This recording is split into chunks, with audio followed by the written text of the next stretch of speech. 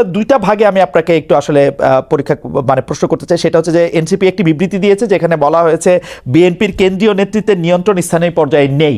আমরা প্রশ্নটি এমনভাবে করতে চাই যে একই বিষয় কি এনসিপির জন্য সত্য না?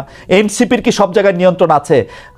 জামিন আপনি শুনছেন কিনা আমি জানি না, মনিয়াপা শুনছেন কিনা আমি জানি না, আমি তো শুনছি এনসিপির পরিচয় দিয়ে স্থানীয় পর্যায়ে বহু লোক বহুভাবে চাঁদাবাজি করছে, বহু লোক বহুভাবে এনসিপির পরিচয় দিয়ে, সমন্বয়ক পরিচয় দিয়ে, আহ্বায়ক পরিচয় দিয়ে বহু লোক বহুভাবে চাঁদাবাজি করছে। এইটা আপনি এটাকে কিভাবে দেখেন? আর বিএনপির মানে বিএনপির কি প্রবলেম সেটা নিয়ে এনসিপির বিবৃতি দেওয়ার কারণ কি? মানে এইটা এটা এটা এটা এইটা আপনি কি আসলে কিভাবে দেখেন? আসলে বিএনপির কারো দ্বারা যদি কেউ আক্রান্ত হয় সে আইনের ব্যবস্থা নিতে পারে। আপনারা একটি রাজনৈতিক দল হয়ে আরেকটি রাজনৈতিক দলের কোথায় নিয়ন্ত্রণ আছে কোথায় নিয়ন্ত্রণ নাই সেটি বলার কারণ কি আসলে? কিছুদিন আগে প্রথম আলোর একটা জরিপ আমি একটু দৃষ্টি আকর্ষণ করতে চাই, যেখানে 7ই আগস্ট 2024 থেকে 31শে মার্চ 2025 পর্যন্ত একটা রিপোর্ট প্রকাশিত হয়েছিল বিএনপি এবং তার সহযোগী অঙ্গ সংগঠনের অপরাধের একটা তালিকা, যেখানে আর্থিক এবং মৌখিক সহিংসতা মানে হুমকি, চাঁদাবাজি এটা ছিল 372টা, এবং শারীরিক সহিংসতার রেকর্ড ছিল মানে মারামারি, সংঘর্ষ সেটা ছিল 488টা, এবং মৃত্যু 70টা। এবং এছাড়াও আপনারা জানেন যে হাতিয়ায় আমাদের হান্নান মাসুদের উপর সংঘর্ষ হয়েছে, হামলা হয়েছে। এবং প্রত্যেকটা জায়গায় আপনি যে বললেন এনসিপির অসংখ্য প্রতিনিধি করছে, আমাদের কিন্তু এনসিপির একটা আহ্বায়ক কমিটি ছাড়া আর কোনো জায়গায়, আমাদের নাগরিক কমিটির বিভিন্ন কমিটি ছিল, কিন্তু এনসিপির কোনো জায়গায় এখনো কোনো প্রতিনিধি দেওয়া হয় নাই বা কমিটি দেওয়া হয় নাই। তো যারা অপরাধ করছেন বা যারা এই নাম ভাঙিয়ে, সমন্বয়ক নাম ভাঙিয়ে বা এখানকার আহ্বায়ক নাম ভাঙিয়ে যারা চাঁদাবাজি করছেন তাদের কিন্তু গ্রেফতারও হচ্ছেন এবং তাদেরকে কিন্তু আইনের আওতায় আনা হচ্ছে। আরেকটা যেটা, এবং এই যে আপনার জনাব সার্জিস আলম আপনাদের একজন নেতা, উনি যে 155টা গাড়ি নিয়ে ওখানে গেছেন, তার আগে হান্নান মাসুদের গাড়ি নিয়ে গেছেন, সেটাতে চাঁদাবাজি করছেন সেটা অনেকেই বলতেছেন। আপনারা কি এটা তদন্ত করছেন? আপনারা তো এটা বিবৃতি পর্যন্ত দেন নাই, আমরা একটা চিঠি দেখছি ফেসবুকে। আপনাদেরই আরেকজন তাকে একটা প্রশ্ন করেছেন, মনে হচ্ছে যে এটা ছেলে খেলা। একটা লোক 155টা গাড়ি নিয়ে শোডাউন করতেছে, পরে আবার ব্যাখ্যা দিচ্ছে যে এটা তার দাদার টাকা, বাবার টাকা। আপনারা এটা কিছু বলতেছেন না, কোনো রকম তদন্ত করতেছেন না, আপনারা বলতেছেন যে আমরা। খালেদ ভাই গত এই ঈদের আগে এই সার্জিসের ব্যাপারটা নিয়ে মনে হয় আমরা যে কয়টা গণমাধ্যমের সাথে কথা বলেছি, টকশোতে গিয়েছি, প্রতিনিয়ত এটা নিয়ে কথা বলেছি এবং এটার প্রশ্ন জবাবদিহি আনুষ্ঠানিক বিবৃতি দিয়েছেন, এনসিপি আনুষ্ঠানিক বিবৃতি দিয়েছে। আমাকে শেষ করতে দেন, আমাকে একটু শেষ করতে দেন।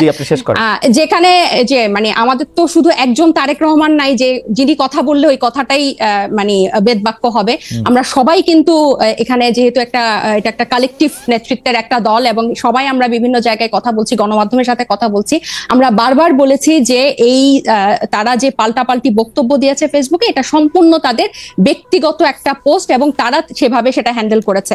আমি আরো বলি যে আপনি আমাকে যে কথাটা শেষ করতে দিলেন না, তো এই যে বিভিন্ন জায়গায় যে তাদের এই সহিংসতা এবং তাদের যে স্থানীয় পর্যায়ে নিয়ন্ত্রণ নাই, এটা স্বয়ং তাদের দলের যে তারেক রহমান সাহেব উনি নিজেও কিছুদিন আগে, এই 2-1 দিন আগে, ঈদের আগে একটা বক্তব্যে বলেছেন যে যারা এরকম করছেন তাদেরকে উনি ডিজোন করেন বা টানতে পারেন না। সো এটা প্রমাণিত যে তাদের স্থানীয় পর্যায়ে তাদের ইয়াটা নাই, কন্ট্রোলটা নাই, এবং নিজে উনি এই কথা স্বীকার করেছেন। আর আমাদের দলের সাথে যে আপনারা বিএনপির তুলনা করছেন, এটা এই কারণে আমি বলবো যে আমরা এখনো সাংগঠনিক ভাবে ওভাবে বিস্তার লাভ করি নাই। নতুন একটা রাজনৈতিক দলে অনেকেই কিন্তু শেল্টার নিতে চাইবে বা নাম ভাঙিয়ে এটা করতে চাইবে, কারণ এই যে এইগুলো কিন্তু এই 1 মাস আগে আমরা এসে নতুন করে তৈরি করি নাই, বরং এই পুরনো রাজনৈতিক অপসংস্কৃতির মধ্যে আমরা এসেই জন্ম নিয়েছি।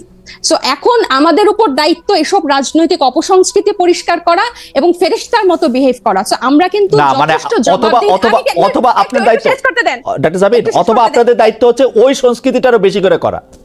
একটু খালেদ ভাই আমি শেষ করি। ওই সংস্কৃতি বেশি করা না, ওই সংস্কৃতির বিরুদ্ধে কথা বলা। আমরা এই রাজনৈতিক অপসংস্কৃতির বিরুদ্ধে কথা বলতে চাই এবং এটা শুধু বিরুদ্ধে কথা বলা না, আমরা এটা চর্চাটাও করতে চাই। এবং আপনি যখন বলেন যে গণ অভ্যুত্থান, বা আপনারা যখন বলেন যে গণ অভ্যুত্থান এই কোটা বিরোধী আন্দোলন দিয়ে শুরু হয়েছিল, ছাত্রদের ডাকে হয় নাই, এটা গত 15 বছর বিএনপি নির্যাতিত হয়েছে, এটা যেমন সত্য। 24-এর গণ অভ্যুত্থান বৈষম্য বিরোধী ছাত্র আন্দোলনের ব্যানারে হয়েছে, বিএনপি সেই ব্যানারে এসে আন্দোলনে অংশ নিয়েছে, সেটাও সমান পরিমাণ সত্য, এখানে এটা অস্বীকার করে কোনো উপায় নাই। ঠিক একইভাবে গণ অভ্যুত্থানের যেভাবে সবাই হকদার, এই রাজনৈতিক অপসংস্কৃতি দূর করার দায়িত্ব 1 মাস আগে জন্ম নেওয়া একটা দলের যেরকম দায়িত্ব, 47 বছর আগে জন্ম নেওয়া একটা দলের দায়িত্ব। আমরা শুধু একটা বিবৃতি দেই নাই দেখে আপনি আমাদেরকে প্রশ্ন করতে পারেন, কিন্তু একটা বিবৃতি না, আপনার কথা শেষ হইলো আমি একটু বলি, মানে এটা কথা শেষ হইলো আপনি একটু বলি। আপনি তো বলে যাচ্ছেন, এত সুন্দর চমৎকার কথা বলেন আপনি, আপনাকে শুনতে খুব ভালো লাগতেছে, কিন্তু আপনি যদি আমাকে একটু সময় দিতেন। জি বলেন। আপনি বলতেছেন একটা বিবৃতির কথা। আপা আপনি একটু খেয়াল করে দেখেন, আপনারা 5 স্টার হোটেলে ইফতারি কোথায় করলেন, কে আপনাদের চাঁদা দিল, সেই বিবৃতি সেটা আপনারা বিবৃতিতে জানান নাই। আপনারা রূপায়ণটার মধ্যে 2টা বিল্ডিং ভাড়া করে কেমনে থাকতেছেন, আপনারা এই 8 মাসে এটা আপনারা এটা জবাব দিতে পারেন নাই। আপনাদের শোডাউন করলেন কোত্থেকে গাড়িতে, এটার জবাব আপনারা বিবৃতিতে দিতে পারেন নাই। আপনারা কেন হাসনাত আব্দুল্লাহ হঠাৎ করে বললো আর্মি তাদেরকে ডাইকা নিয়ে বলছে আওয়ামী লীগকে রাজনীতিতে আসতে দিতে হবে, তারপরে আপনারা এটার নিয়ে কিন্তু কোনো একটা দলগত অবস্থান আপনারা জানান নাই। আপনারা বিবৃতি দেন না এমন না, কিন্তু আপনারা কিন্তু বিবৃতি দেন। জনাব নাহিদ ইসলাম এবং আপনাদের মিডিয়া সেলের পক্ষ থেকে আমরা অনেক বিবৃতি পাইছি, এগুলি ব্যাপারে আমরা কোনো বিবৃতি পাই নাই আনফরচুনেটলি। টক শো থেকে আপনি কথা কইলেন, এখন আপনার কথাটা কি আমরা শুনবো নাকি আপনার একটা পার্টির বিবৃতি আশা করবো? আপনি নতুন রাজনৈতিক বন্দোবস্তের কথা বলতেছেন, একটা নতুন আপনি আমাকে দেখাইতে পারবেন যে এনসিপির সাথে বিএনপির কি তফাৎ, এনসিপির সাথে জামায়াতের কি তফাৎ? কোন জায়গা দিয়ে আপনারা একটা তফাৎ করতেছেন আরেকটা জায়গা দিয়ে একটা নতুন বন্দোবস্ত আনছেন? একটা উদাহরণ দেখান একটা নতুন বন্দোবস্তের। আচ্ছা খালেদ ভাই, বিবৃতি দিয়েই যদি এসব অপসংস্কৃতি বা এসব ব্যাপার থেকে মুক্ত হওয়া যেত তাহলে বোধহয় বিবৃতি দেওয়া হতো। আমরা কোন কোন বিষয়ে বিবৃতি দিয়েছি আপনি নিশ্চয়ই সেটা যেহেতু খেয়াল করেছেন, আপনি খেয়াল করে থাকবেন। এইসব ব্যাপারগুলা বিবৃতি দিয়ে দায়সারা ভাবে ফেরানো যাবে না, এগুলোকে জনগণের কাছে পরিষ্কার করতে হবে। এবং অর্থনৈতিক স্বচ্ছতা আমাদের রাজনৈতিক দল জন্ম নেওয়ার আগে থেকে আমাদের অন্যতম প্রায়োরিটি।